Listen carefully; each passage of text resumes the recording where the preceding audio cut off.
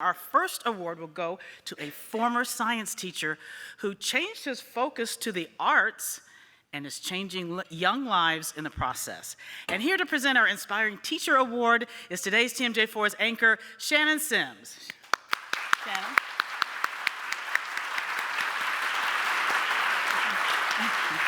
Good evening.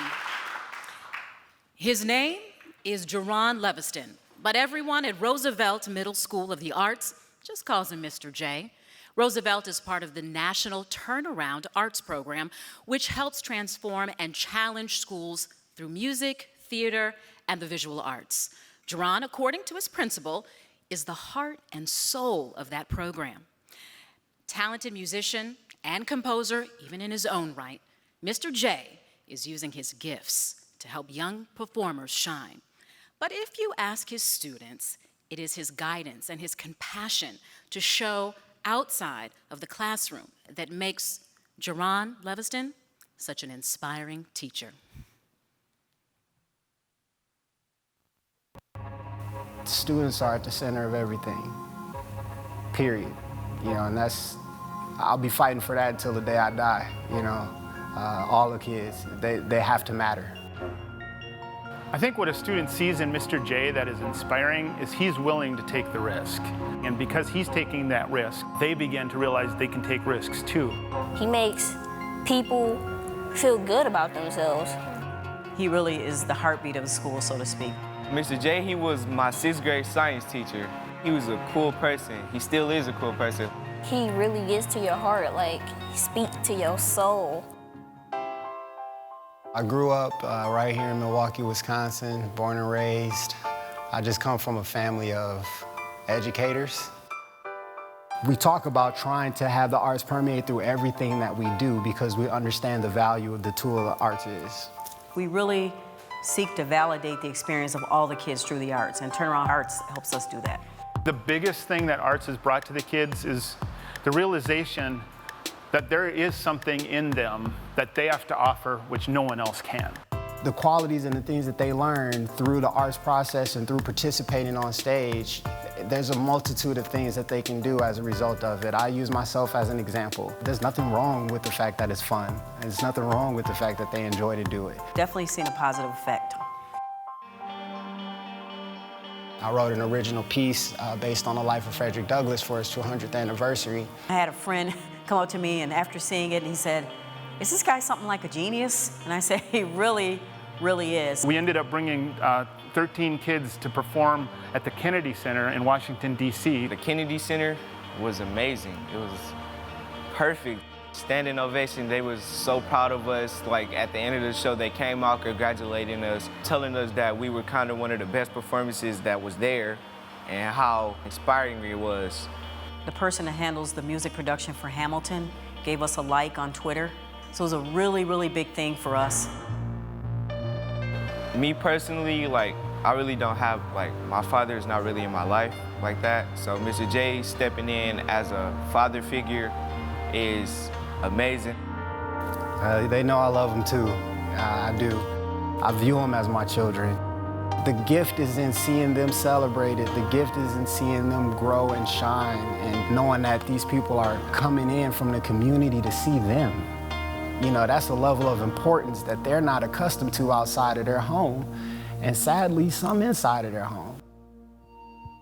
This here auditorium is literally where it all started. So when we become big people, I can look back and think, I came here, and I decided, let me give life a chance. Let me go experience more, and it happened here. When I make it to the big leagues, I won't forget about Mr. J. Bring him right along with me. He'll be my mentor, my guide, just a huge inspiration in my life. When I grow up and I become famous, I'm speaking it into existence. When I become famous, I will shout out Mr. J. I will shout out this school and be like, this is where it all started. I want the world to know we got the best teacher. They don't. They should be jealous. They should envy us because we have the best teacher. I really, really thank you, Mr. J, from the bottom of my heart, and I hope you'll stay at Roosevelt forever. Mr. J, he's a loving person. I love him with all my heart. You know, he like a father figure to me. You know, if I had to pick out my own dad, it would be Mr. J. I want them to be successful people, I want them to be respectful people, and I want them to be people who give back to their city. Be prideful for where they're from. A lot of negativity is said about the city, but the city is a hub for great minds, talented, caring individuals who want to see our children succeed. And whatever they can do to jump in on that train, I'm there to help them do it.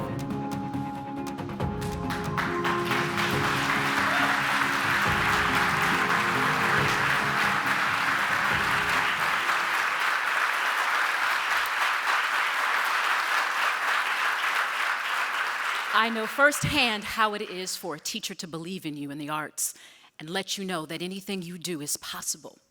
So, ladies and gentlemen, without further ado, and the students from Roosevelt Middle School, I present to you the inspiring teacher, Jerron Leveston.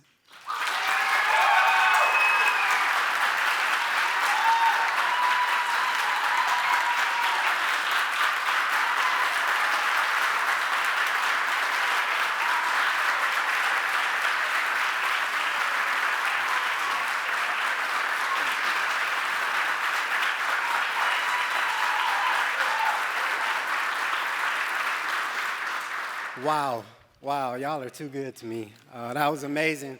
Roosevelt ready? Roosevelt! Those are my babies over there. I gotta thank my grandfather, my grandparents who had remarkable children, who had remarkable children, who had remarkable children. Thank you to TMJ Ford, thank you to Positively Milwaukee. Carrie Hansen, thank you for giving me the opportunity to do the work that we do. You're so special. Don't ever give up. Ms. Fisher, I believe you're a star. My mom is like, she's the reason God smiles. My father's made of the stuff that you have to be made of to make it in America as a black man out the west side of Chicago, out the projects. Thank my father for being a father to me. I just want to say a few words on behalf of my students. I just want to speak on their behalf. The work I'm doing is largely despite of the system. It's not because of it, and that's what needs to change. We have a shared responsibility to offer our children equal access to equitable resources to ensure every child has the opportunity to succeed in Milwaukee. Colleagues, the students know that they're sometimes a bit much to handle. That's because they should be. They're kids. And a lot of them are going through things that most adults won't even go through in their lifetime. We're in a crisis in our community, and it's about time that we do something about it. The correlation between black males incarcerated and suspensions, that's not a coincidence. We have to do something to fix that. The school is most often a reflection of the community. We aren't doing enough to solve these issues.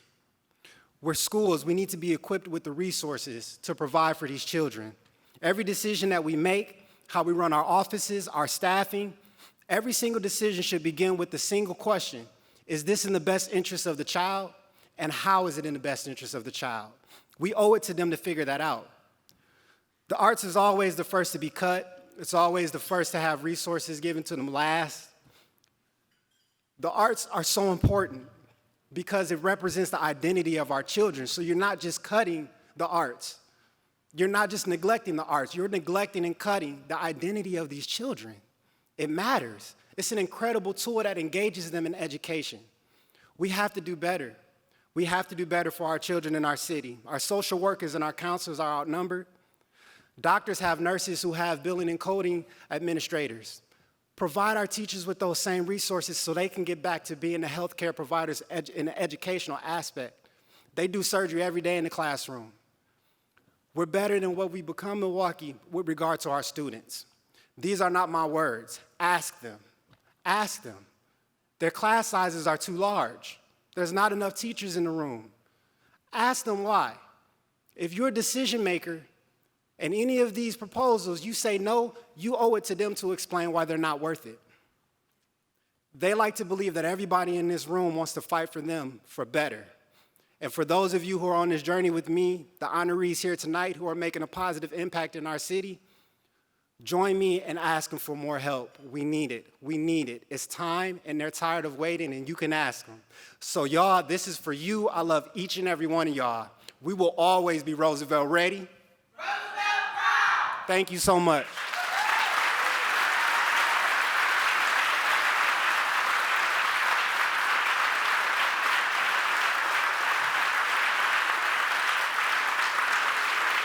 Yes, let's give a standing ovation for Mr. J.